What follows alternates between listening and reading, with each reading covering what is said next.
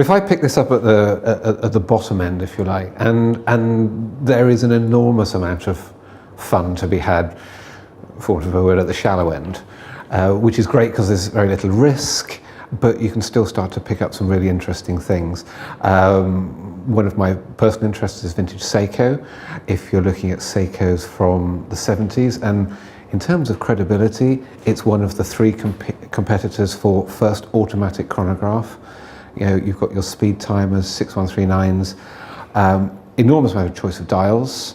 Sadly, starting to suffer from the same aftermarket replacement part issues as a lot of other areas. So do your research, but for £200, £300, £400, you're starting to get something which is a very wearable size, great functions, looks cool, and doesn't cost you an awful lot of money. If it has to be Swiss, then you can get some great early Tissot's, which you may be looking at starting to get into chronographs, you may get into world timers, and a lot of those share the same calibers as their grander cousins in Longines and Omega, so you've got a great engine behind them, and you know, it's a great place to start. But I think if you were starting to maybe splash out £500 upwards, you can't really go wrong with something like an Omega Constellation, 50s and 60s, fantastic movement, especially if you can get something like a Paipan dial in a stainless steel case, great condition.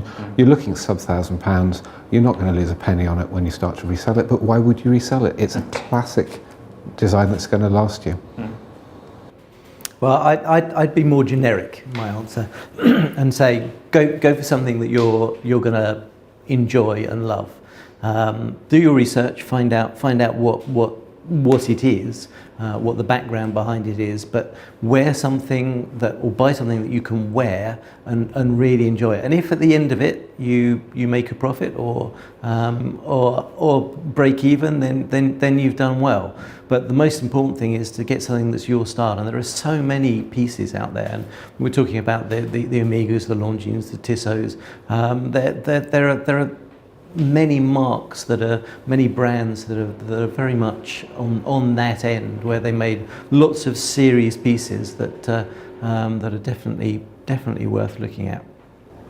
Yeah, I think that's a fairly sort of robust sort of description of the right approach to take. I think you know, if you're looking for something that's pretty much as safe as houses, but it's still an investment, and you want something that's going to be iconic, and a lot of people are probably going to recognize, which, let's be honest, it does play an important role in people's sort of thinking about what to buy. I would go for something like an entry-level vintage Rolex Submariner, maybe a 5513 without date, just because you can get something that has all the charm of a great vintage watch, but has the iconic design of a fantastically industrially produced watch, that's, you know, has the patina that says it's had a life well lived,